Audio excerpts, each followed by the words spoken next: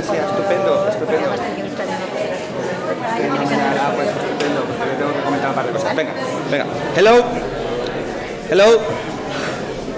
Friends, ladies and gentlemen, estimada Macarena, authorities, in the name of the Alhambra Dreamers, those who work the Alhambra to make the magic happen every day, in its many shapes and forms, like this one, or that one that you see through the window, or that one. Let me give you a warm, heartfelt welcome to the first Forum of European Managers. We're here for the good efforts of our friends at the Alianza de Paisajes Culturales, the Alliance of Cultural Landscapes, but also because we have a joyous moment.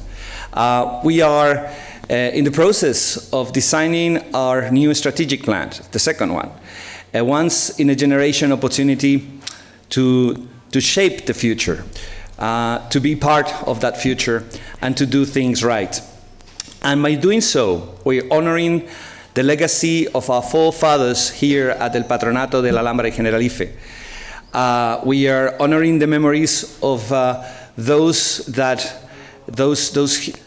giants, those visionaries, whose names resound in these halls and in our hearts, like Torres Balbás, Bermúdez Pareja, Prieto Moreno, or Fernández. We are here to honor the idea that they had 100 years ago of bringing about a revolution in cultural management by using science to do the scientific preservation, restoration, and enhancement of our heritage. And in doing so, they also honored the legacy of the Alhambra, that is not just breathtaking, brutal beauty, but also wicked intelligence. It's science, it's mathematics, proportions, geometry, its wondrous water system, which is engineering.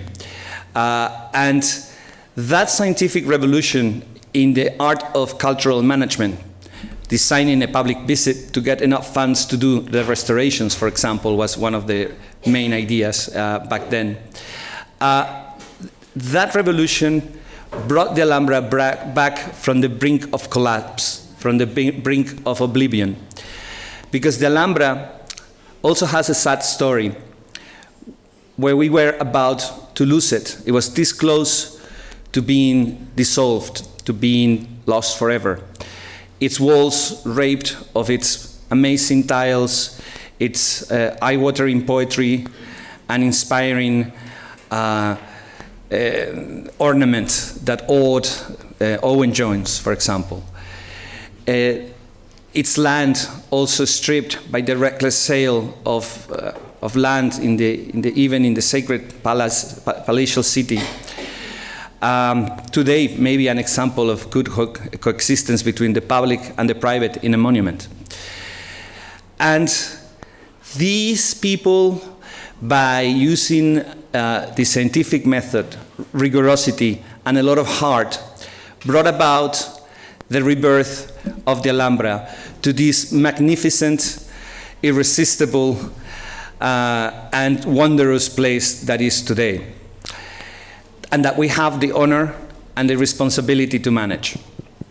So that's what we are here for, to honor this legacy and to discuss, to present our common ideas and our common experience, to learn, and to be able to make each and one of our heritages and our common and shared heritage, make these plans, this idea of lighting the future in the middle of the storm, and being able to, for the people at the 101st Forum of European Managers in the year 21-25, to be able to say that today, 23rd of April, some visionaries met in Granada to bring the future that is today. So let me finish by saying, like the Nazareth visitors of old, let the stars guide our thoughts, let the prosperous winds lift them up. Let the proceedings begin.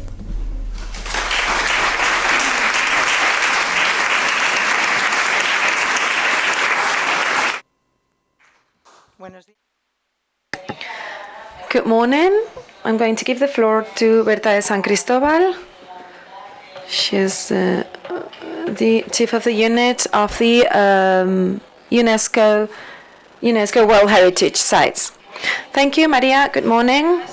Dear colleagues, it is a real pleasure for UNESCO, for these UNESCO World Heritage Sites, to be able to address you all in this occasion with the opening of this first European World Heritage, European Forum. I would like to thank the Ministry of Culture of Spain, the Council of the Alhambra and Generalife, and the regional government of Andalusia, and the Alliance of World Heritage for welcoming this meeting in a unique place like this one is. We've had a very passionate introduction to this monument. Of course, this is not only an emblematic site of World Heritage, but it's also the symbol of a shared history, of a meeting of cultures, and an example of excellence in the management of World Heritage with the transdisciplinary approach. No doubt, this is a very inspiring scenario for the conversations that we will be having in the next few days. From UNESCO, we celebrate the efforts made to join here many managers in Europe with the objective of exchanging and cooperating among all of us and contributing to a network which is more and more solid and wide. We want to encourage you to widen this network and to continue to be working so that we can include the highest number of managers, and if we could also in North America as well. These kind of platforms are essential for a regular cooperation and an efficient cooperation with these World Heritage managers. This represents half of the sites that are part of the World List. I also wanted to thank the presence of the three consulting entities, ICOMOS, ICROM, and UNCN, with their technical commitment and for being with us constantly. That is essential for the working of this World Heritage system. As a representative of the UNESCO, it is a privilege for me to be working with all of you in the next few days. This is a unique occasion. I don't have many opportunities like this one to work for 24 hours a day with these heritage managers, but this is the main work needed for the protection of a sustainable World Heritage and an inclusive valuing and the participation of all of the actors involved. So I am trusting that this forum will contribute to the reinforcement of all of you this feeling of belonging to a practical community, to belonging to a process that sometimes may seem a little bit separated from the reality that you live in every day as managers. Thank you very much for your commitment, for your experience, for your enthusiasm, and I hope we will have very fruitful conversations and will establish a great connection among colleagues. Thank you.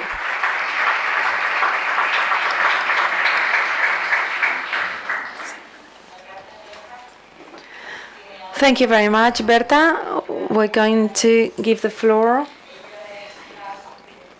to Maria Gomez. She is the site manager of Heritage here. And well, thank you very much, Maria. And thank you very much to all of you for being here, for having made the effort to leave the computers for a couple of days and your responsibilities, because we know that we have so many emails every day and you'll have a lot of work to do when you come back. But thank you very much for being here. Thanks to UNESCO for being here. I wanted to thank Berta. I've known her for 15 years. We've been working together for this time, and this is the first time that I coincided with her in an event in Spain. So it is true what she said. It is a great privilege to have her here today. Thank you very much, UNESCO, because they're always replying to all of the communication attempts that we have. Thank you very much to the Alhambra. This place, as we said, this site is so emblematic in the history of our country, and as Berta said, it's a place where many stories coexist. There is an exchange of many cultures, and it is an example of coexistence. And it is a magnificent place, of course, exquisitely beautiful. Thank you very much to the regional government of Andalusia. It is a pleasure to work with this government. They're always willing to give everything in their power. We have a great relationship with it, and it's one of the communities with the greatest number of World Heritage Sites. Also, thanks to the Alliance of Heritage. Thank you for the work you've done for this forum and in the last few years for what you have done with the training and the meetings that are taking place with the other cultural sites and also in Europe, and especially thanks to Maria because her work to be able to have this alliance up and working. I am absolutely aware of the effort she's made for this forum.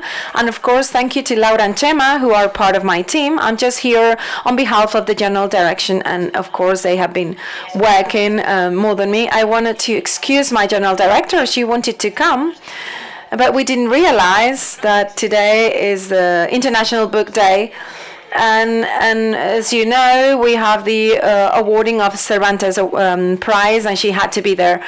Well, congratulations to all of you because it's a Spanish Book Day, and in Catalonia as well. So thank you, as I said, and I wanted to highlight that these kind of meetings and forums are very important places for exchanging of experiences, mostly for site managers, because you do have this responsibility of sharing, protecting, and disseminating information on this World Heritage, which is exceptional. This is a responsibility that you carry out with great success, but of course it is means great work for the preservation and the dissemination, and be able to show this concept of heritage identity. We've been working for many years with this. We know it is not easy, it is quite complex, but we know that if we reach this concept and we make people aware of it and helping the citizens get involved in this, because they are the people who actually own this heritage. This is how we will reach these 5 C's that the World Convention is proposing. Also, these meetings where we have different site managers from different continents, because here we have 3 continents represented, and thank you to the different entities that are here, like ICROM. We give a response to this principle by UNESCO, which is international cooperation and international exchange. These are fundamental elements to be able to have a more balanced world, and through heritage we can build this idea of culture and peace, which gives an answer to the how this meeting is also associated to what we're working with Mondiacul, this meeting that will take place at the end of September in Barcelona. And hopefully we will have not 194 countries, but maybe 140 ministers of culture, where we will deal with different topics, and one of them is associated to heritage. It's one of the 8 main topics, heritage. And another one of those would be the importance of this international collaboration. So this meeting, as we said, is very important to be building those working lines of work for Moniacul. Hopefully this will all be very fruitful. We'll be able to share our experiences. Thank you.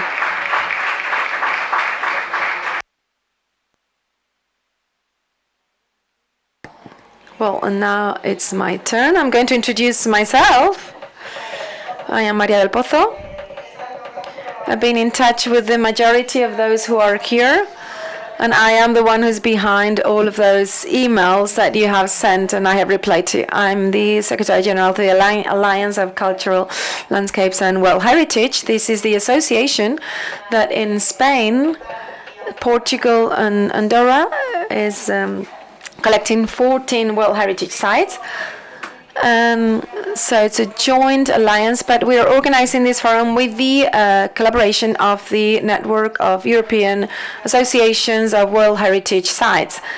And World Heritage UK is part of this network, also the French Association of World Heritage Sites, also the Italian Association of World Heritage and Cultural Property, also the Slovenian Association as well, and a very high number of associations in the whole of Europe. that in due time we thought was the appropriate occasion to start a joint initiative, and finally I'm really satisfied to be here and see you all in front of me, because finally we managed to bring this project to life, not without the support of the Ministry of Culture, and I would like to thank Maria again, because you helped us a lot, and of course the regional government of Andalusia through the Council of the Alhambra. Without your help, this would not have been possible at all. So it is only fair to thank. And of course, what I most wanted to share with you is how satisfied I feel to see you here. Thank you for coming. You made a great effort from all of your countries to be here. And I want to say, I hope it is all worth it. And I hope this is the beginning of something good and even better for the future for us, our site managers, and for European World Heritage, and by extension to World Heritage in general for the whole of the world, the planet. Thank you all.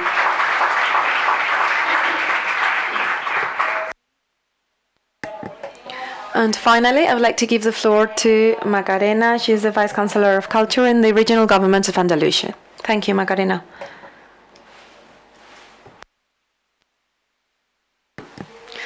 Good morning, everybody. Well, starting these working sessions in the Alhambra is such a great luxury that the director has every day, but that doesn't happen to all of us. We don't usually have the opportunity to start a working day in a fantastic place like the city of Granada is, and which is full of culture. We can see the culture everywhere. So, dear director, thank you so much for opening the doors of Alhambra to projects and forums that talk about heritage and culture, that talk about how to make it compatible with our daily life, and how to talk about it, show it, and preserve it. They've been part in the European Union of North America and Central America in UNESCO. Thank you very much for being here and for always taking care of World Heritage. As General Sub-Director of Management and Coordination of World Heritage and Cultural Property, we always go hand in hand, because culture is a meeting point. We all of us are sharing the same objectives in relation to culture and heritage. So thank you so much for this shared work, because we share a lot of culture, as I said. Secretary General of this Alliance of Cultural Landscape and Sites related to World Heritage, Maria, thank you so much for having invited us and having organized this very interesting forum. And we're going to have 2 unforgettable days. I also wanted to say hello to my colleagues by the Ministry of Culture, also Aurora, the territorial delegate in Granada, of tourism, culture and sports, and also the representative of the City Council of Granada, this wonderful city with such a vast history. The councillor couldn't be here. We are, of course, celebrating this National Book Day. It's a very important, significant day for culture as well, of course, but she wanted to show her affection. She wanted to be here, of course, and she will be paying a lot of attention to what is happening in this forum.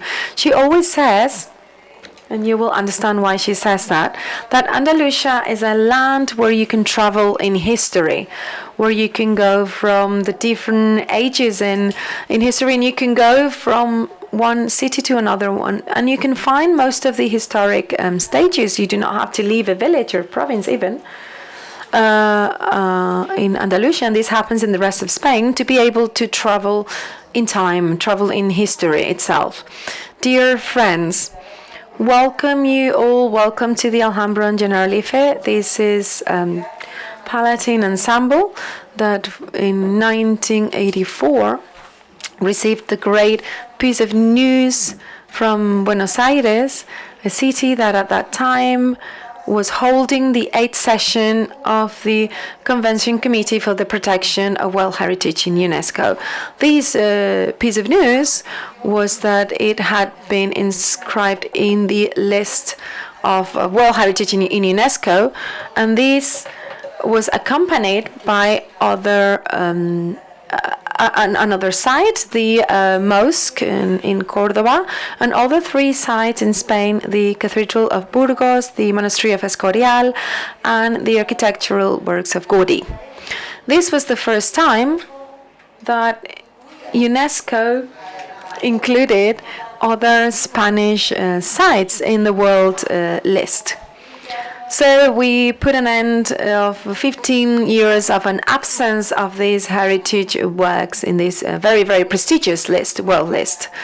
Today, 40 years later, Spain counts on 50 sites inscribed in this World List of UNESCO, 8 of which are here in Andalusia. 2 of them hold a widened category or double category, we could say, because later on their degree of protection was increased. We're talking about the Alhambra and Generalife, that 10 years later their level of protection was increased by Albaicín. The Mosque of Córdoba, it got wider with the historical center of the city, also Alcázar, and the India Archive, and the director is actually here. Thank you very much.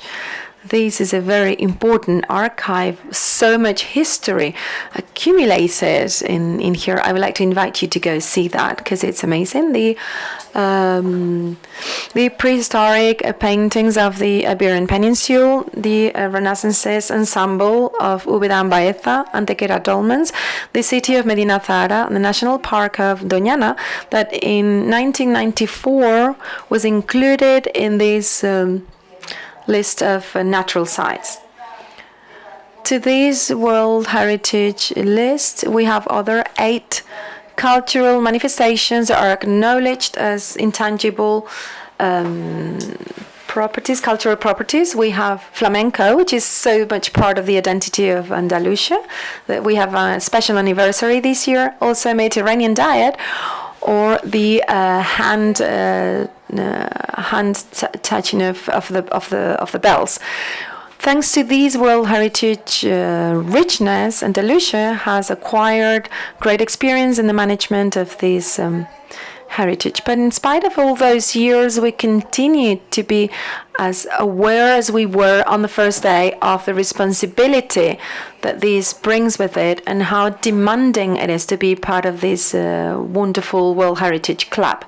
This European family committed to disseminate our history. It also implies many obligations and challenges that are, of course, very demanding and amazing in matters of preservation, management, and sharing of this heritage. We need to know how to make the protection of this well-being coexist with the possibility for all the citizens to enjoy this.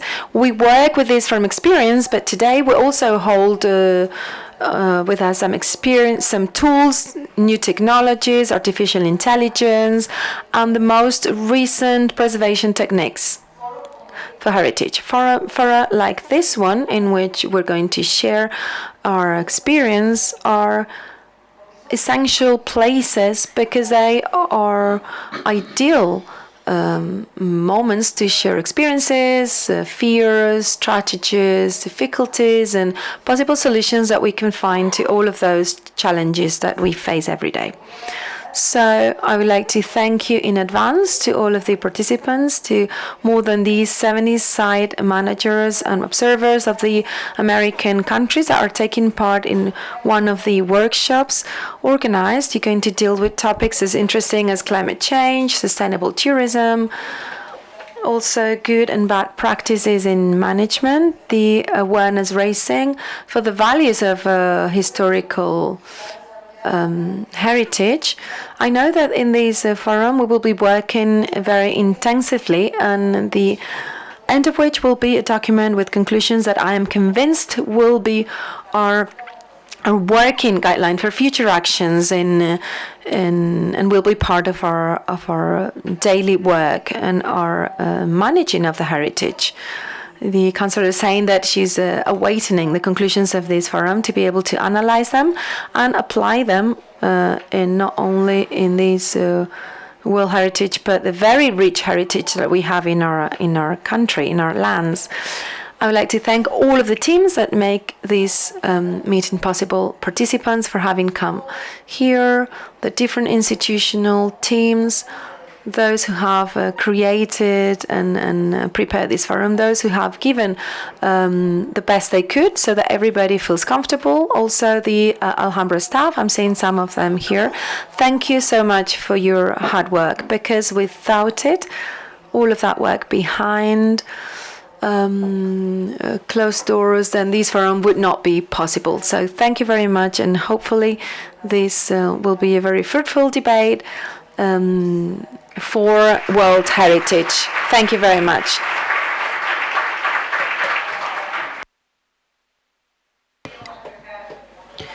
All right, so now we're going to start with the content of this forum.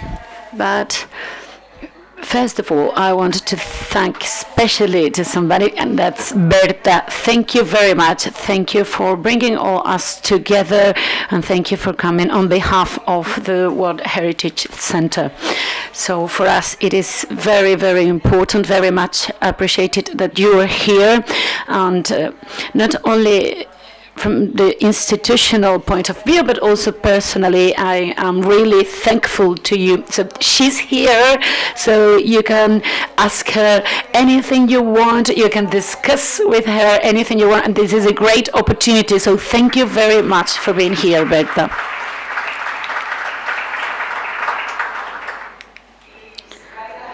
And without further ado, we're going to start. But Maria told me you have a service of interpreting into Spanish and into English, and those who need it, please, you can use the service, right? So has now taken their headphones, that there is translation for those who don't speak Spanish or English, so in case you don't have them, you can get your headphones outside, and for you to understand whatever we are going to say from now on. I'm sorry not to have mentioned it before, but anyway, if some of you don't have the headphones on, you can go outside and get yours, just for you to be able to listen and know exactly what we're going to talk about now from now on. Okay, so let's start. Thank you. Gracias a la mesa, y empezamos con las ponencias. Muchísimas gracias. Un placer. Un gusto que estés por aquí. Sí, yo ahora porque tengo bandera.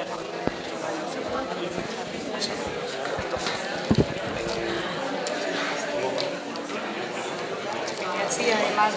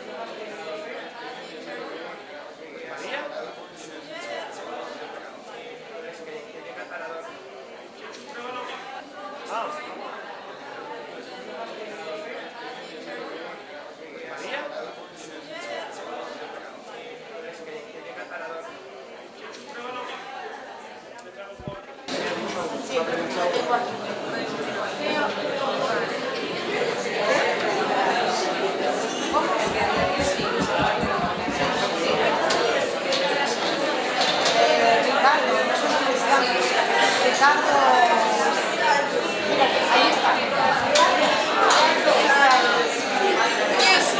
se conoce. Are you putting your presentations in there? Yeah, I've got your video. Your video is over there. Okay. Yo creía que estaban las presentaciones ahí metidas. ¿Están ahí todas? No están en el... Es que están metiendo ahora individualmente, por eso yo pensaba que ya estaban metidas. Yo no he metido todavía. ¿Podéis hacer una meter las presentaciones?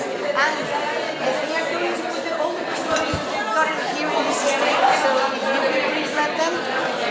You send your presentation in advance? I sent it to you and to everyone back. Okay, to me and to the people in charge. So they have their presentations in that stick. So now they are going to just put it for us to be able to start and to do with the presentation. Thank God. Are we going to sit here and do it? Yeah, I'm sitting here. I'm presenting my friend and colleague now. Yes. Hola, hola, hola. Hola, hola. Muteado. Vale.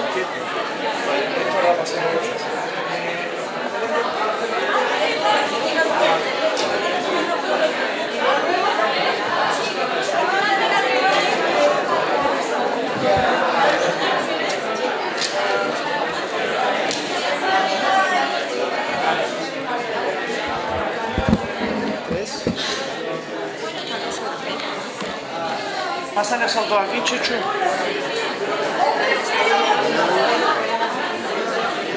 Esta es la que has copiado ahora mismo de Drive. Y esa parece la misma, pero... That's my one. Yeah. I think.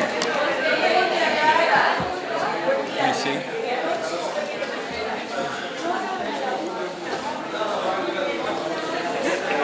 ¿Estará siempre dos, uno ahora o uno?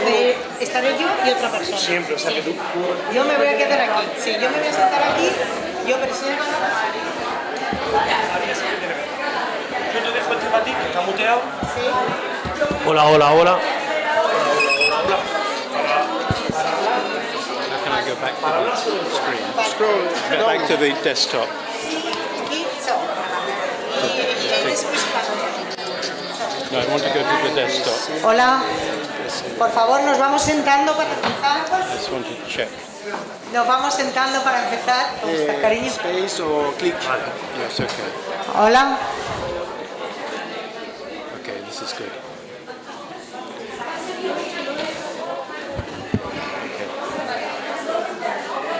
Tienes los dos abiertos allí, ¿no? El 5 y el 3. Sí. Hola. So, hello everyone, please take a seat. We're going to start.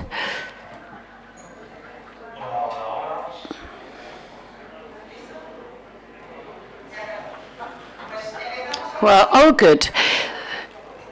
Right, so we're going to start now with the first presentation of this first European Forum of World Heritage Site Managers.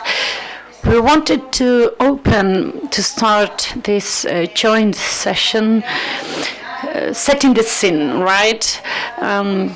Sharing with you a little bit of background about this initiative, about this project. So, as I said before, the idea of organizing this first forum of World Heritage Site Managers is the result of the joint efforts we're carrying out since 2015 as representatives of associations of site managers in Europe. So we're going to have a presentation of this background and also an explanation about the legal framework we have to work in, and this is going to be made by Chris Brandford.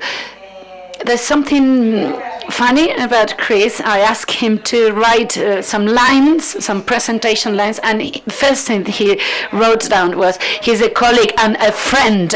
And finally, there's something very good about heritage management, and it is that we make very good friends on our way, on our work. And so he's a colleague, he's a friend, and he's an expert in heritage management. He's an architect and a landscape expert, and he has more than 40 years of experience. And he's the president of World Heritage in UK, and he's very well known in this field, in this area. And he's one of the key members of the European network of World Heritage Site associations, and he's made great contribution to the organization of this firm. So without further ado, Chris, when you want. Thank you for those lovely words, Maria. I don't speak Spanish, but I know enough to know what she said. And apologies that I'm not doing this in Spanish. My wonderful wife is my great translator, so when we travel, she does all the work. I just enjoy it. This magical place I have been to several times before. I was again struck as I walked in by the sunlight on the stone and the beauty of the color here. It really is magic, and it's wonderful that we're all here. So I too would like to welcome everybody from me as well. I don't think I need to do too much more introduction of myself. Some of you know who I am, and Maria has just done that for me. She has worked really hard with the help of some of us to get this session underway. So let me explain what I'm going to do. I'm going to do my best in 20 minutes to sit on a drone and look down on Europe as an overview, to have a look at the governance and frameworks that underlie World Heritage and the great diversity that is in Europe. I'm also going to make reference to the importance of the collaboration and sharing that the European Network for World Heritage Associations does, because in many ways they, as an umbrella organization, represent a huge number of site managers. So what I'm not going to do is steal Berta's thunder by talking about the regional action plan, because she's going to do that for us later on. But I did want to say to you that there are 2 or 3 things in there that directly relate to what this session is all about. Protecting World Heritage properties requires collective action, collective being the important word. Strengthening policy, legal and regulatory frameworks, that's a big one across Europe and in every country. And of course, improving the management planning and monitoring processes. These are all strategic aims, and you as site managers, of course, are already aware of those, and you are at the front line trying to implement much of that. As far as our UNESCO and other national guidance is concerned, I think we all know, as people involved at the, as it were, bottom end of the chain, that the manuals are really helpful, but relatively limited in their ability to be able to use those on the ground when each and every World Heritage site is so different. What we are going to do also is, I think, build on the work that was done in Georgetown in 2024 to address the challenges and opportunities of the role and effective functioning of site managers. So ENG and her team started that last year. This session is very much building on that. And the statement that came out of that session in Malaysia included the 4 things or 5 things you can see on the screen here. And I'm fully expecting that we will all endorse those and indeed perhaps try to create even greater influence. So by way of what the framework and legal underpinning is for World Heritage management across Europe, it's extremely complex. There is a huge variation in the influence and the success of site management in Europe. There is a good amount of information in the 3rd cycle of periodic reporting, but when you dig even deeper, you find that the local issues and challenges and the role for NGO type of associations are way beyond what that document does. So just as attempt at trying to find a little more detail, the network ran a questionnaire around many of you here to see what you had to say about this. And you can see the topics that were in that questionnaire, and those of you who did answer the call, thank you very much for that. The call tried to get to the point where we understood where World Heritage was really thought through at the national level, the focal points. It tried to understand a little more about what the real challenges were for each of the countries. And it tried to look at whether there was an association or not, that is a World Heritage Association, an NGO, and the influence that it had. So inevitably, no one size fits all. But what is important is there is a common cause, of course, the protection of OUV notwithstanding. And what I learned from the responses to that questionnaire, of course, as I expected, was the dedication and passion of the site managers, who are the front line of local implementation of the convention. And I applaud all of you for that. Sorry, just going back. A quick note to the diagram on the right, which you're not supposed to read in detail, is essentially what that tells you, that just take a reasonably sophisticated country like the UK, then there are 500 organizations involved in World Heritage in the UK. That in a sentence explains why there is so much complexity and diversity. It's probably similar elsewhere. So what's the geography? How do we define Europe? Well, that in itself was a bit of a challenge. So I chose to define it, as you can see on the plan there. One definition is that there are 41 countries. I selected 25 of those to send the questionnaire to, the green and the purple ones on that diagram, and the green very kindly responded. So that was a 72% response, which was really quite good. What also is quite obvious, we all know about, I think, the imbalance in the numbers of World Heritage Sites in countries around the world. The same is true in Europe.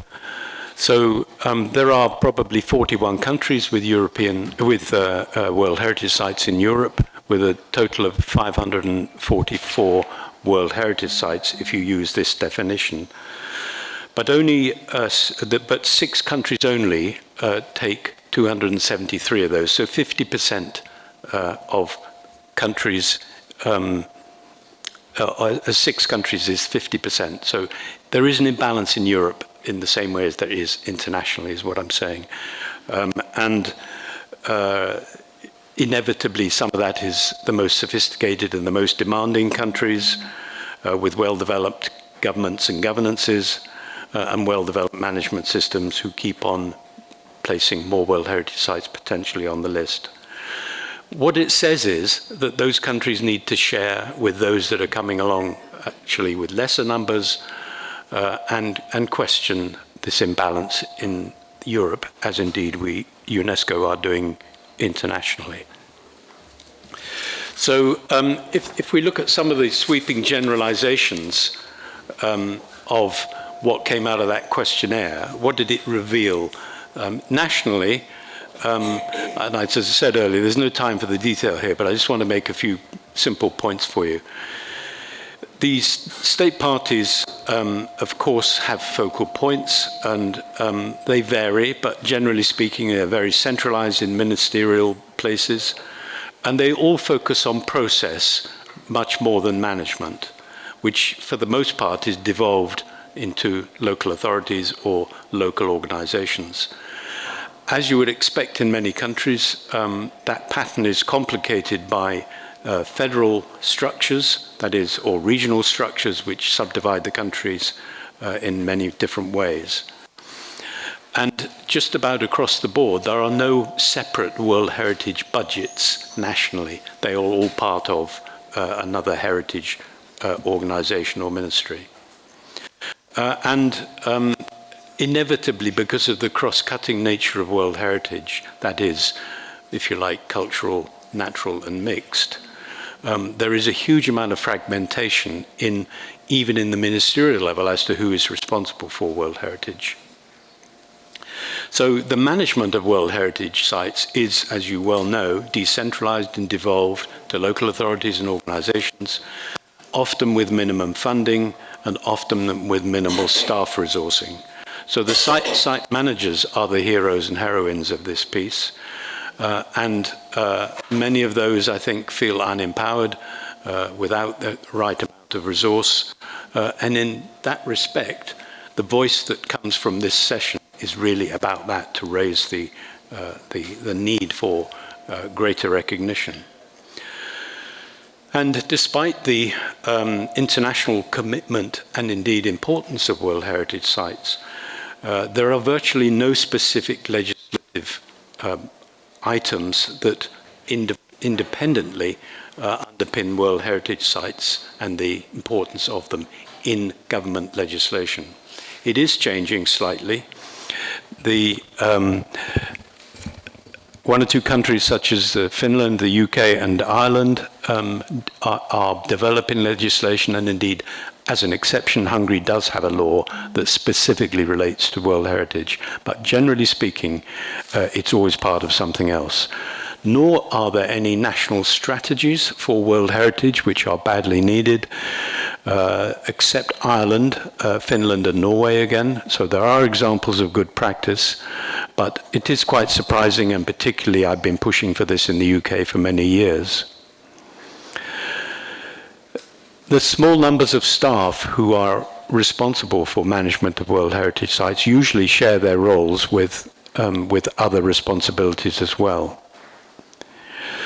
So I think one thing we can do during this session is to share some good practice and see whether these rather broad, sweeping generalizations I have made are true or not. In terms of local management, I've already said it's very devolved.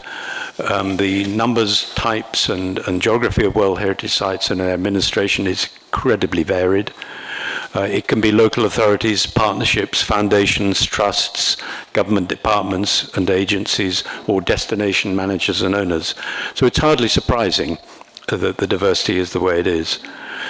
Usually the management is funded locally through some budget or other, and usually there are stakeholders involved, but not everywhere. They're not the classic steering group, as we call it in the UK, isn't necessarily present everywhere. And the site managers' roles and challenges turn out to be quite similar across the board. We will no doubt be talking about those. In terms of the associations that are in Europe, as at the moment, again, variation. So not all countries have an umbrella association. Some of them are funded, are NGO and are funded by government, such as in Italy, France and Spain and so on. Others are NGO but are supported by tourism organizations, such as in Switzerland and Germany. Others are independent. In fact, I think fairly uniquely, WHUK in the UK is independent and unfunded by anybody. We might want to talk about that in a little more detail later. They are, for the most part, relatively informal organizations. Some have constitutions, some don't. They all have a budget, and it varies tremendously from quite a lot to very small. But at the end of the day, the objectives are common to all. So the sharing and networking of World Heritage Site information, of course, is important. And an independent one voice for World Heritage across Europe is really important, or across the country, where countries are already subdivided. Particularly take, for example, Belgium, where the Flemish side and the Walloon side are completely different. And most important of all, I would say, is awareness raising and lobbying. So all of those associations do their best to influence their governments to take World Heritage more seriously. And as I've already said, the vital role that the site managers play in supporting that is, of course, doing their best to make the convention implementable on the ground. What the associations do is help fill the gap between the work that goes on the ground and the more strategic policy making that governments do in their focal point. So what I call filling the gap. And the European Network of World Heritage Associations, which we'll talk about in a moment, is the European voice, that is the whole of Europe, trying to do its best to represent all of the associations in the different countries.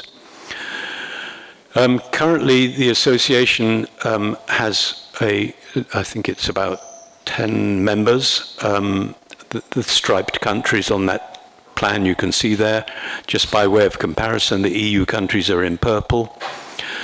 And it reminds me to say in many ways, I think the message here has to be that there are no boundaries to World Heritage, and that really is what underpins the European network. We as a network of European countries don't really feel that the boundaries should be an interruption to us.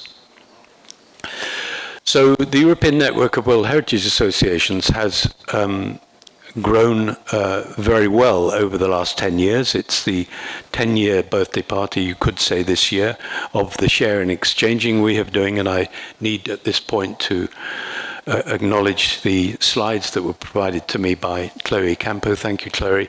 Chloe has decided she wants me to talk to the slides, so you're not going to see her up on the stand. I was happy to do that, but these are her slides, not mine. Again, difficult for you to read, but it makes the point that there has been a constant run of meetings organized by different countries in the last 10 years. We meet once every year, usually through the kindness of one of the government organizations to help sponsor it. And in addition to that, we have a range of technical meetings. So there is a constant dialogue going on between the countries, and there is a particular core group of countries who often are the sponsors and make the effort. And the idea, of course, is to widen that to be a much greater European network. So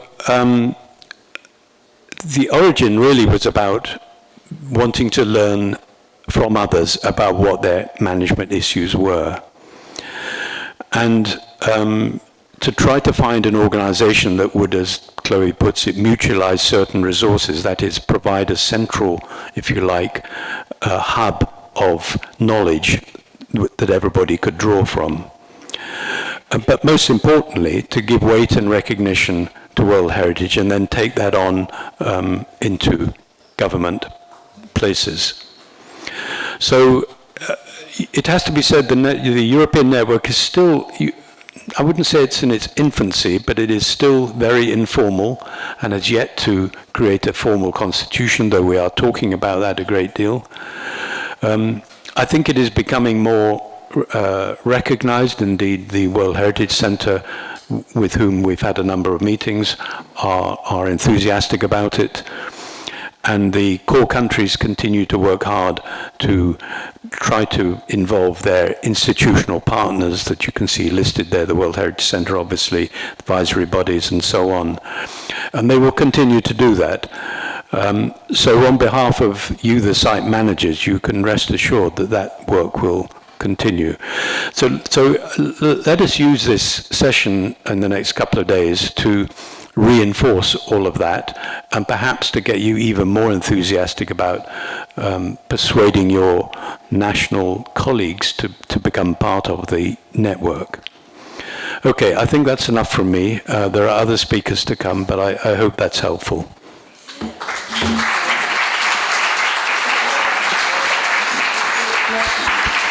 Hello. Yes. Thank you very much, Chris. It's been quite inspiring hearing your insight about the framework of the legal framework around Europe. Thank you for that fantastic job you did with this questionnaire that some of you answered, just for you to be able to show this presentation for us today. And thank you for presenting also the European Network of World Heritage Associations. We are quite happy to present this year in our 10th anniversary, as you have said, and we are willing to grow bigger, so we expect to be able to do so. And this first forum is the first step to do so. So Thank you very much. Y ahora la siguiente ponencia.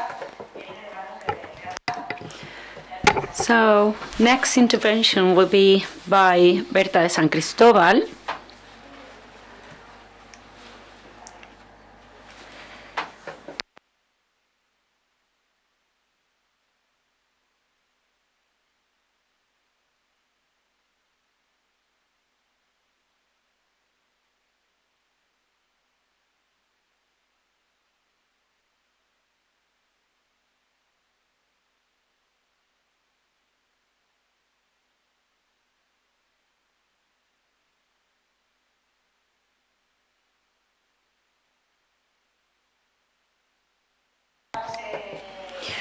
Well, as I already said before, Berta de San Cristóbal is the chief of the unit for Europe and North America in the World Heritage Center at the UNESCO. And for us, and I want to highlight it, it is really essential to have the support of UNESCO for this kind of events. So the presence of Berta here today is actually the confirmation of this support that Lhasa de Lundu already 1 year ago, maybe 1 year and a half, when we proposed the celebration of this forum with the European associations, and when we told them it would be in Spain, well, this person was very supportive to us and very happy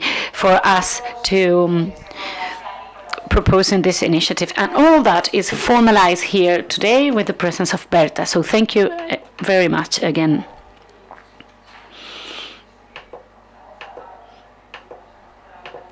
Okay, I've seen you cutting Anne, and I believe you will have to cut me as well. English, sorry, but it's very difficult for me to speak in Spanish and when I work.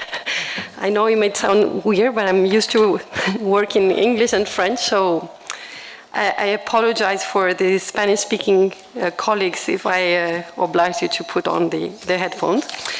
Indeed, when Maria mentioned this possibility to me, I thought it would be a good opportunity to introduce to you the recently adopted regional action plan for the region. It was adopted last year by the World Heritage Committee.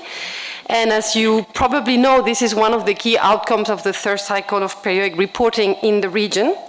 This is an action plan that the World Heritage Center made a lot of effort to build it as collaboratively as possible with national focal points and site managers.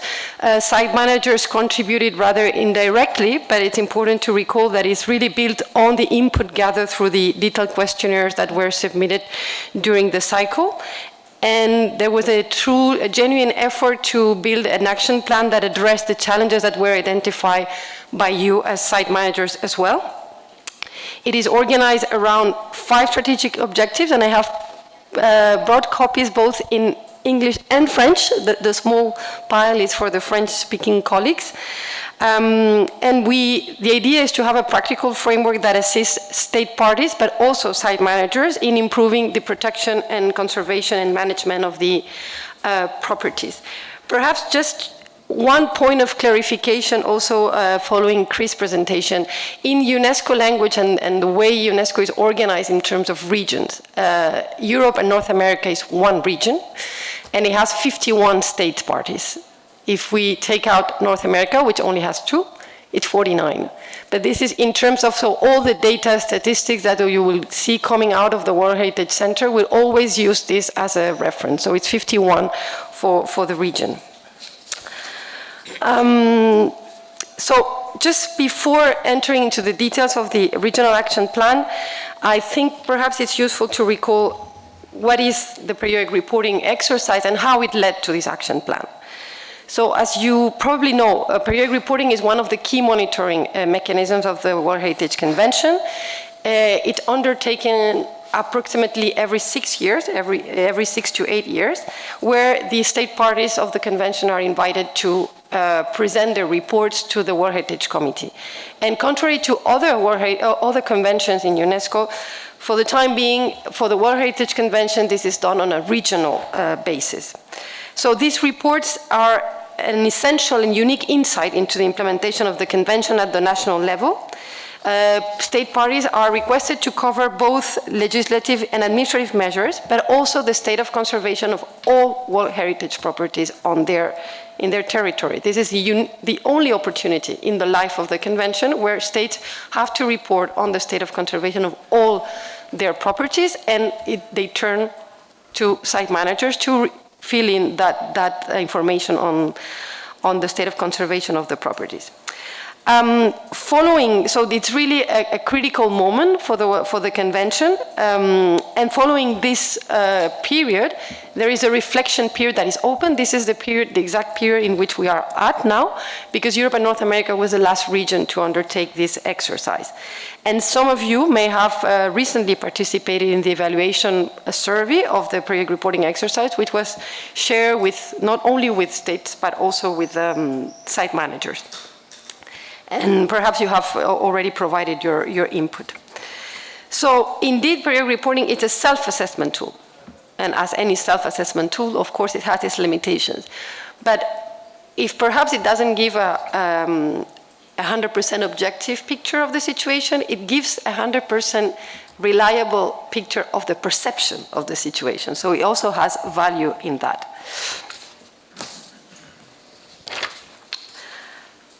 So these are, I'm just recalling on this slide the four main purposes of periodic reporting. So first I mentioned is to assess the implementation of the convention on a regional perspective, so regional meaning Europe and North America in this case. But it's also an opportunity for cooperation and shared learning at the state level, but also at site managers level when it comes to transboundary and transnational properties, and there are quite a few in the region. For this cycle, 548 site managers were requested to fill in the questionnaires for their properties, and we receive an incredible rate of 99% completion rate. So this is an opportunity for me on behalf of the center to sincerely thank you, because we know there is a lot of work and energy that goes into these questionnaires, and I hope that by presenting to you the action plan, you see what is the future that is reserved to that information. It doesn't just lie in the desk in the World Heritage Center. So you can access the other key outcome, which is the periodic reporting, the report itself. I won't enter into detail. You can access it online.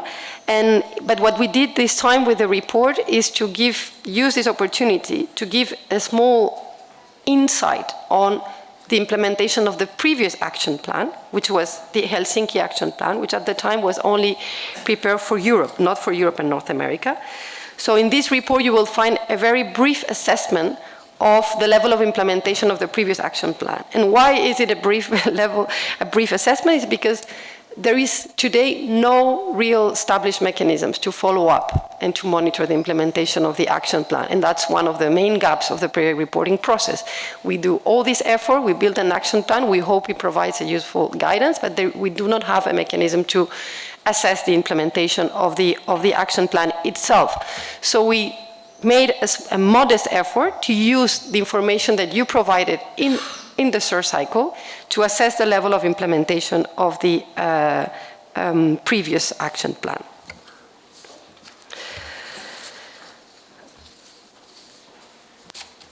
So let me try to give you an overview of how the action plan for Europe and North America was developed and was structured. So this action plan was shaped by several key elements. So, of course, as I mentioned, first is the results of the search cycle of periodic reporting, which were presented by the state parties throughout the online questionnaires that I'm sure you're all aware of. Then there was a 3-day consultation workshop at UNESCO headquarters in December 2023, that was supported by Germany and Ireland, and which benefit with the participation of almost all state parties. Not all of them, but really a good turnover of state parties. And then we prepared a draft of the action plan. It was circulated again to all 51 state parties. And based on this pre-final draft, 18 state parties provided detailed comments on the final draft. It has to be understood in light of a few guiding principles. One of the guiding principles is that cultural and natural heritage are interconnected. They should not be addressed separately.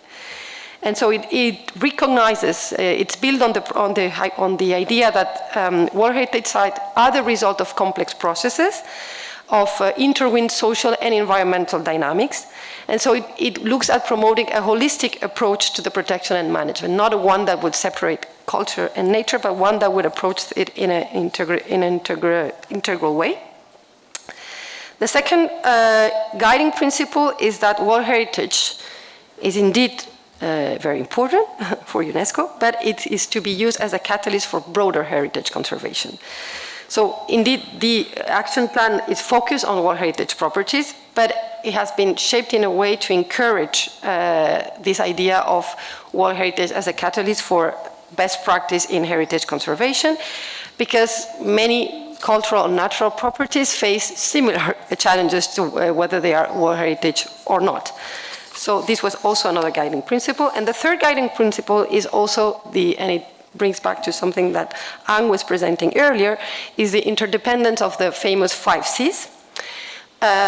So not to be seen as a sort of hierarchy between credibility, conservation, communities, but really as interconnected objectives, in which capacity building and communication are key enablers to achieve the other 3: conservation, credibility, and communities. And if you have gone through this action plan, I think hopefully you have seen that there is a stronger emphasis than on the previous one on community involvement. And I can only but concur with what Ang was saying, that communities have to be at the heart of any effective conservation effort. So I've brought this is very small, but I've brought the copies. Obviously it's online, but please help yourself. I would recall that it's important to see the regional action plan as a flexible framework that can be adapted by all state parties in the region. As Chris was mentioning, Europe and North America is extremely diverse.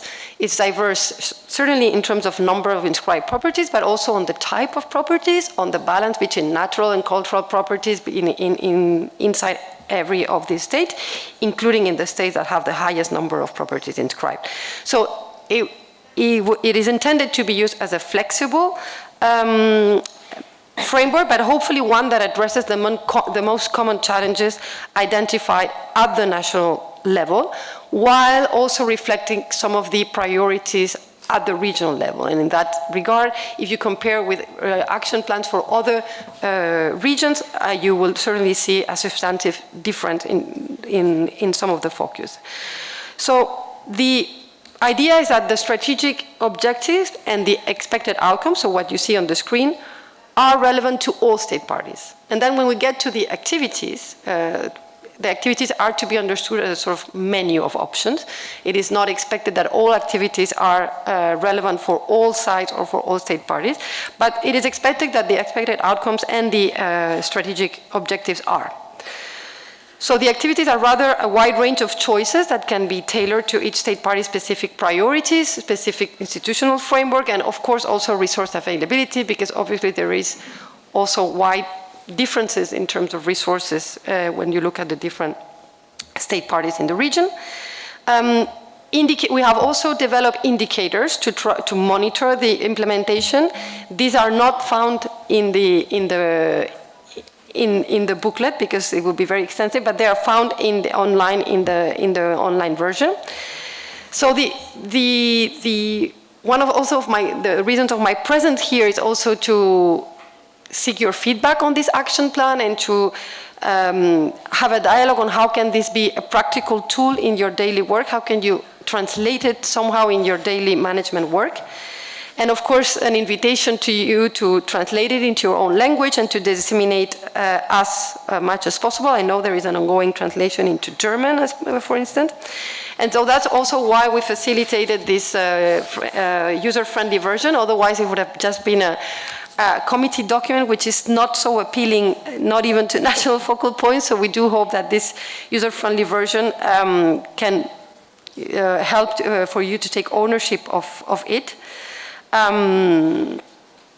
So let me briefly describe, and Maria, you stop me when I need to stop the strategic objective. 5 more minutes? 5 more minutes. So there are 5 strategic objectives. I have 1 minute per strategic objective. Wow, that's... And again, you will see in the strategic objectives, not all can be addressed at the level of the site manager, but the site manager can play a role in advocacy and in lobbying, as Chris was saying. So the first one is really about the policy level. It is strengthening policy and legal and regulatory frameworks to ensure the protection of outstanding universal value through good governance and effective management of World Heritage properties. So it looks at prioritizing heritage protection in public policies, and not only in those policies that are strictly related to culture, but also on policies that are related to inclusive and sustainable economic growth. Another expected outcome under this strategic objective is about ensuring the alignment of the existing legal and regulatory frameworks with the World Heritage Convention. Chris was mentioning earlier that there are very few separate legislation or strategies dedicated to World Heritage. The action plan doesn't advocate for a separate strategy, but advocates at least of an alignment of the existing ones. Under these strategic objectives, you will also find the expected outcome related to integrated management approach beyond the boundaries of the World Heritage. So World Heritage, as you know, is not just the boundaries as inscribed. There are also buffer zones, there are wider setting, and it really advocates for an integrated approach. And I'm sure Ikram will give you some examples of the integrated management approach beyond site boundaries. And another expected outcome is the intersectoral collaboration for World Heritage management. And the last one under this strategic objective, which is fundamental, is the systematic use of impact assessment, including strategic environmental assessment, to identify potential threats and mitigation measures for World Heritage properties. The second objective here, the involvement of site managers, is perhaps more direct and more easy to grasp, which is really the management planning and monitoring process to ensure long-term preservation.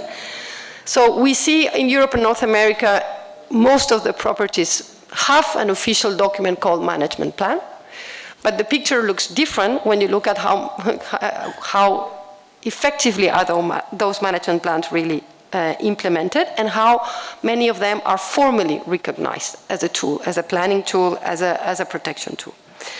This strategic objective also looks at participatory planning process, so going back to really the key involvement of local communities, and in some of the state parties in this region also of indigenous people recognized as such under the UN framework.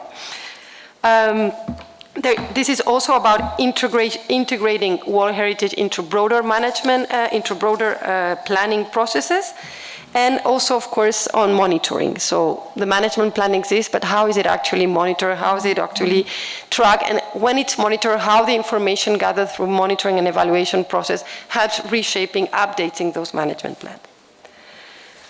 The third strategic objective, I think it's one that you won't necessarily find in action plans in other regions, which is about positioning resilient thinking and emergency preparedness, disaster risk management, and climate change mitigation and adaptation at the heart of conservation and management efforts of World Heritage properties. And I will just say, because I know IUCN is the one making this presentation, not only to natural World Heritage properties, but also cultural and natural. And it's also about recovery process and restoration process and recovery process that are driven by the outstanding universal value and not driven by other considerations. I'm running out of time, so a word about the strategic objective number 4, which is what I was saying earlier about using World Heritage as a space for best practice for heritage management in general. and not just for the World Heritage System. And this is about harnessing the full potential of these properties as drivers for sustainable development in the different aspects of sustainable development. It's also about making sure that participation of communities is a meaningful participation, it's not just ticking boxes. And this is also the strategic objective that relates, that has some of the expected outcomes that are related to sustainable tourism and to making sure that the benefits of tourism that are generated by World Heritage properties go back both to communities and both into heritage preservation. And for that, to make sure that the heritage institutions are involved in designing the tourism strategies. The last strategic objective is one perhaps that concerns a bit less the site manager, which is about the credibility of the World Heritage List. Again, not sure that you will find this strategic objective in other action plans, but of course for the region that has almost half of the properties inscribed on the World Heritage List, if you take the 51 state parties I was mentioning, this is 47% of the properties, and of course acknowledging the diversity of situations within the region. But at the global level, this is pretty impressive, so it seemed natural for focal points to add a strategic objective on the credibility of the process behind a future nomination. Can I have 2 more minutes? You tell me with those eyes, of course. So we are aiming at having a midterm evaluation of the cycle in 2027. To be very honest with you, we do not, UNESCO doesn't have the means, the financial means to organize that midterm review. If we were able to accompany with some level of engagement, the cycle was thanks to the support of Germany and Ireland, and we will need to mobilize other state parties to support the mid-cycle review to make sure that this action plan, again, it's used as a daily tool in your work, but it's also we can have a sort of a picture of how far implementation has advanced. So I will skip the slide on indicators. So I will just say that, and I think Chris mentioned that the full implementation of the convention in general, but of this regional action plan specifically, depends on the collective efforts of all actors involved, and of course that involves site managers.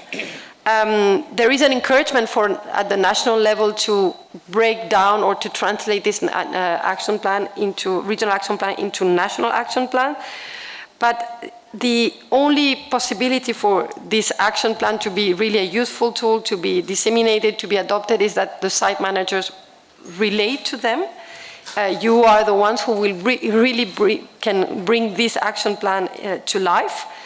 You are at the front line of managing most of the challenges that this action plan has put on the forefront, and so your role is essential at the site level in implementing those activities that are most relevant, but also in terms of advocacy at the national level to help shaping the success of this action plan going forward. So this was about explaining I think is the gap that Chris was also referring to, seeing site managers as really this connecting this local action and the global goals. And I had a slide about not only the goals of the convention, of the World Heritage Convention, but about this broader development agenda to which the convention connects, and that several instruments that you're familiar with, like the Policy for Sustainable Development, of the most recent policy on climate change, has sought to connect. And that's it. That's it.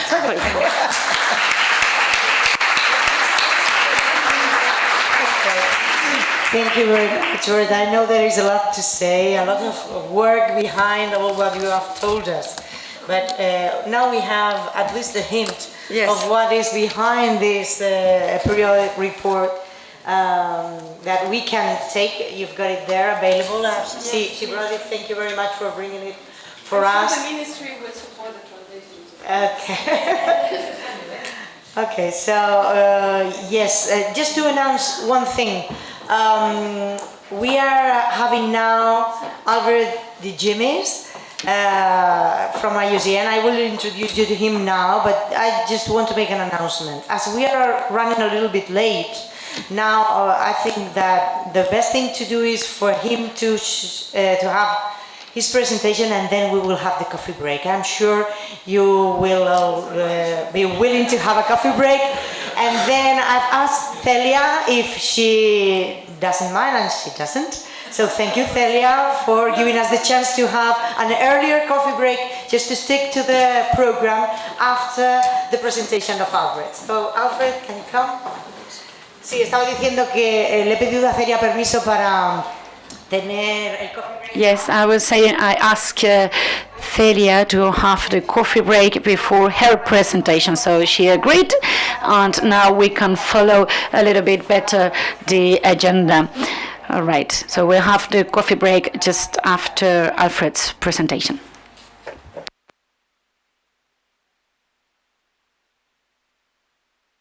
Well, allow me to introduce you to Alfred de Jiménez. Well, welcome, Alfred. Welcome to Spain. Straight from New York, USA. And I'm going to read a little bit about his CV, just for you to know about his background, okay? So Alfred is joining us as the lead of World Heritage in the IUCN World Commission on Protected Areas. He is also the Director of International Policy at the Wildlife Conservation Society. He has worked in conservation for more than 15 years and currently focuses on global policy frameworks addressing biodiversity, protected areas, wildlife, trade, migratory species, pandemics, climate change, food systems, and more. He has engaged with more 30 World Heritage Sites through the works of Wild Conservation Society, and has co-authored papers in scientific and policy journals on protected and conserved areas. So thanks again for being here. It's a pleasure and a privilege, so go ahead whenever you want. Thank you so much, Maria, and thank you to you and the Alliance for inviting IUCN to provide remarks at this opening plenary. As Maria mentioned, I'm here representing the International Union for the Conservation of Nature, which is the official advisory body on natural heritage under the convention. I'll be talking today about how we can mobilize heritage leaders, which is all of you, to address the climate-related challenges and risks that we all face in our respective World Heritage Sites. Before we get to some of the more dire content that you can see alluded to on this slide, though, I want to start with a blank slate. And I do this a lot in talks that I give in my day job. Sure. For the translators to be able to of course. ¿Escuchan? Okay. So one thing that I often do when starting a talk is ask the audience to close their eyes and to say the word nature aloud to themselves and think about what images come to mind.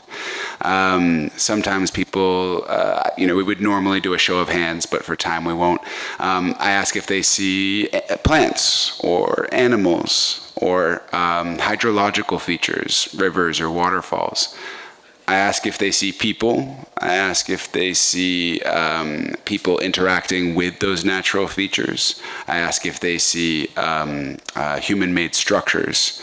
And the reason I go through this exercise is to try and sense check where everybody is on their understanding of nature, because we often bring very different interpretations of that term to these discussions. Now, here in the World Heritage community, I think the World Heritage Convention and community is a leader on dissolving that boundary between natural and cultural heritage. Just making sure I can speak in the microphone. So I think that we are operating from a very good starting point and seeing the inherent linkages between the two as we conserve our heritage more broadly. Brief overview of today. I'll talk very briefly about the climate crisis and then the risks to our heritage from the climate crisis. I will talk about the IUCN, the organization I'm here representing, and then how we can all respond together, including with all of you as site managers, to address the climate challenge. So first, on the climate crisis, many of you are familiar with the local and global impacts of the climate crisis: increased storms, floods, droughts, heat waves.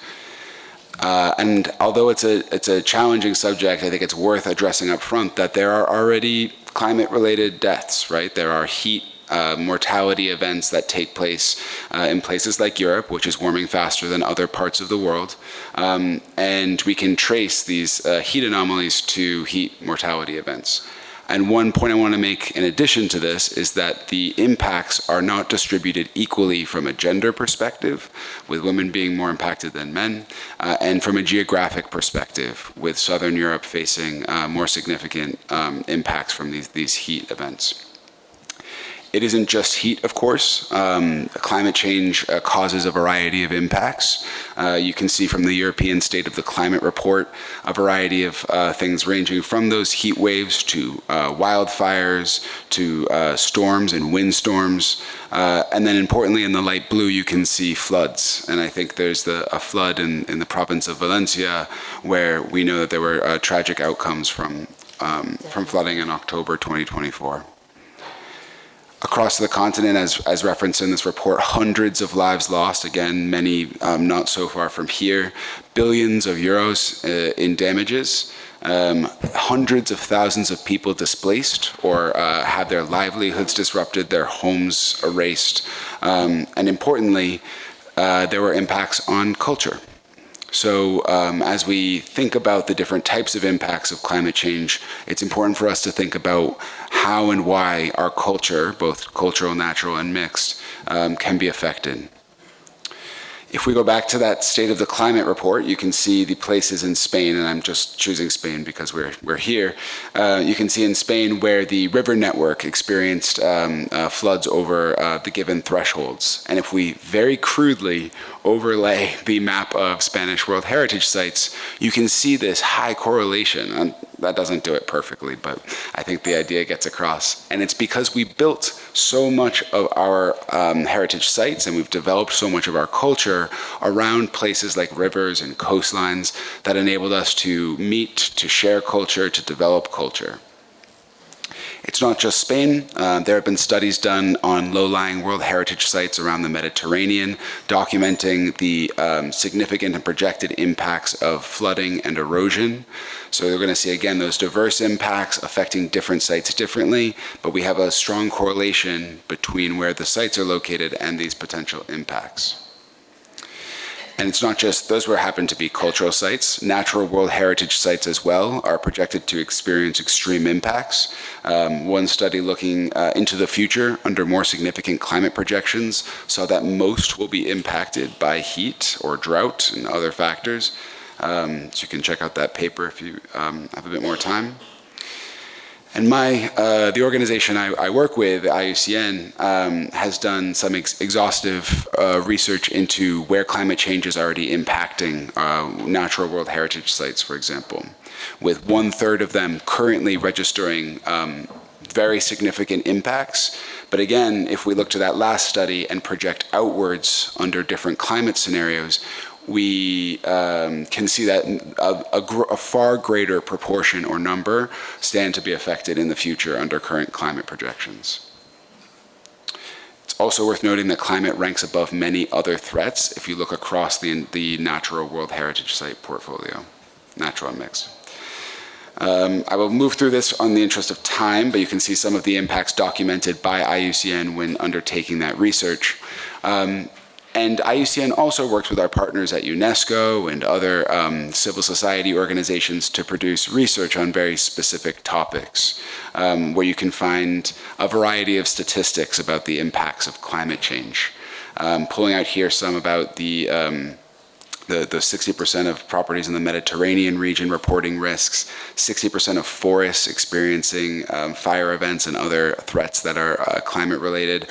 By 2050, under current climate projections, all World Heritage Sites with coral reefs will be facing significant bleaching and other climate-related events. But I want to pull out two in particular. The first is that 1 out of 6 cultural heritage properties are under threat from climate change externalities.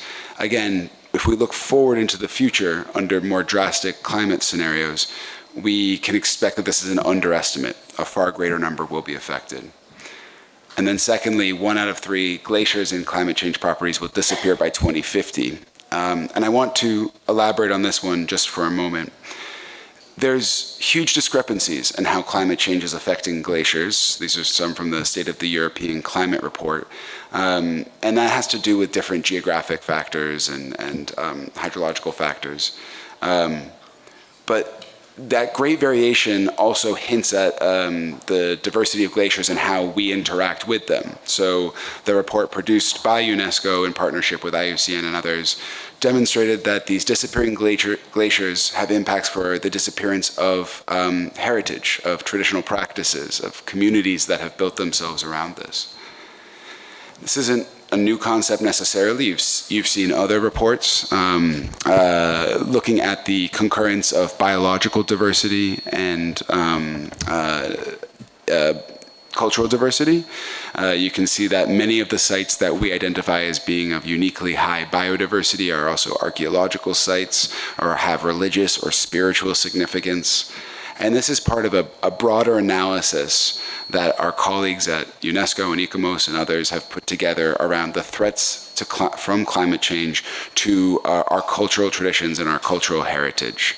So there are many ways in which climate change threatens not only these glaciers or very specific features, but entire ways of life. And in that way, we're seeing climate change further emphasize the connections between nature and culture and further threaten the stability of the entire heritage system. Very briefly, on IUCN, the organization that I come from, we are actually a union of 1,400 member organizations, which includes governments, NGOs, and others. And those member organizations provide feedback or direction to the, I think this may, let's see if that helps. They provide feedback. Oops, I was wrong. That's great. Okay, we'll go back to it. They provide feedback to the Secretariat in Gland, Switzerland, as well as the 7 expert commissions, and I'm here representing one of those expert commissions. Collectively, the IUCN, its expert commissions and Secretariat, work with ICROM and ICOMOS, as well as, of course, UNESCO, and through UNESCO, the states parties to the convention, on a variety of topics, and as part of our role as the advisory body on natural heritage. So those include evaluation of new nominations, reactive monitoring processes, connecting back to those global goals, as was just mentioned. But about the WCPA more specifically, which I'm here representing, I want to pull out a couple of figures. We have thousands of members all over the world who volunteer their time in an expert capacity. They have vast knowledge across the network on World Heritage topics and on World Heritage sites. You can see there's a broad geographic distribution with an increasing number of members from underrepresented regions. And importantly, in 2024, we provided guidance to 88 governments. And that, if we go back here, it's grayed out, you can see that we produce publications and technical briefs and very specific tools that can empower governments, including potentially site managers of World Heritage Sites, on how to address challenges to the protected and conserved area estate. Within the WCPA, we try and accomplish or deal with emerging topics through through specialist groups and leads. So I wanted to highlight here that under the leadership of Dr. Madhu Rao, the chair of the WCPA, we have groups on things like governance, equity, and rights, on tourism, on cultural and spiritual value of protected areas. Again, WCPA WCPA and the IUCN are operating in the same world that I hope we all are, where there is a deep connection between cultural practices and people and heritage and these natural features that we're looking to conserve. I'm excited to sort of announce here that we're starting a new specialist group on World Heritage within the WCPA. So I'll be working on setting that up this year, and I invite any of you who are WCPA members or who would like to be to participate in this specialist group. We hope to be building up the types of resources that respond to real needs identified by site managers. So the more site managers who engage with this, the stronger our outputs will be. And of course, we want to help deliver on IUCN's World Heritage Strategy. That includes a balanced, credible list. It includes inspiring new audiences and enhancing technical credibility. And importantly, emphasizing those links between nature and culture. We do contribute significantly to the delivery of global biodiversity goals, such as the Target 3 in the Kunming-Montreal Global Biodiversity Framework on 30 by 30. You can see how IUCN products connect into those global agendas, and I think it would be great to explore further how we can generate more around World Heritage within these global agendas. But I want to focus this last part in particular on one aspect. And well connected in the global 30 by 30 commitment tends to refer to structural connectivity, how this forest patch connects through a corridor to that forest patch. But I like to think about it in other ways, which is how our global protected and conserved area state is connected and how we're connected to it, how our futures are connected to it.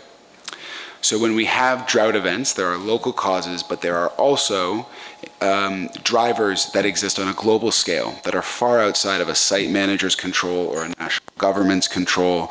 And I think it's important to take that into account and think about what we as a World Heritage community can do to address this.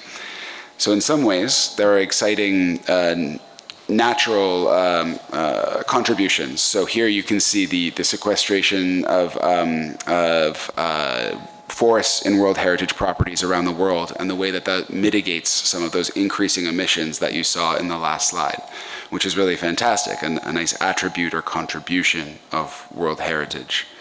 However, we're seeing those sites become increasingly, their emissions are increasing as they encounter fire and other events that operate in a negative feedback loop with climate. So we're facing some headwinds here when we think about the stability overall of our system and the contributions of World Heritage to mitigate climate change. How do we address this? Well, some people have thought about how we can handle this within our World Heritage processes, amending the operational guidelines to take into account the climate change policy within World Heritage and think about how we can measure things at the site level. But I would also argue that we need to think bigger, right? Many of the emissions that are highlighted in the slide where I showed the increasing emissions are because there are people all over the world who want to do things like travel to come visit these incredible World Heritage sites. And we have to create the systems and the space to allow people to connect with World Heritage. It's shared heritage, right? It's something we all want to participate in. So it's good that we do that. The challenge is that in aggregate, you end up with challenge in developing and meeting emissions targets. I have Europe here because we're in Europe, but Europe is actually generally a climate leader, and I'm from the US, so I digress. There are these moments, though, that are really important based on wherever we are in whatever collection or alliance of site managers that we're a part of. So at at the climate COP later this year, UNFCCC COP30, before that, countries around the world are supposed to submit new climate targets for 2035, which makes this moment an important one to build political momentum. As you can see, the vast majority of global emissions, are not yet represented in these commitments. They will probably trickle in over the course of this year. But it's worth thinking about how we as a heritage community can engage in these conversations to build ambition on emissions reductions. So I don't know too much about the Climate Heritage Network, but I saw that come across my desk.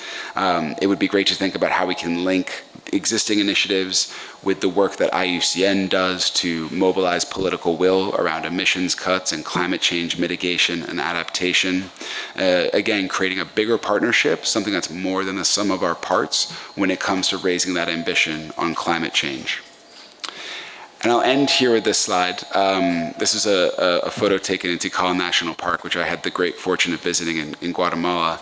And it's amazing to visit World Heritage Sites that might be archaeological sites or other things, because you see incredible civilizations and their own connections between nature and culture and how it looks so different or has been transformed by these big societal changes. And I think as we navigate through 2025 and head through the next years and these critical years and decade for climate change, we will have choices about how people look back in thousands of years and reflect on our ability to manage the nature-culture interactions inherent to climate change and to preserve our heritage for their appreciation and cultural well-being. And I think that's it. Thank you very much, Alfred. Thank you for this review about IUCN and what you're doing and what your position about climate change is. I think it can help a lot with us site managers fighting climate change risks. And then, as announced before, we are going to stop now for the coffee break.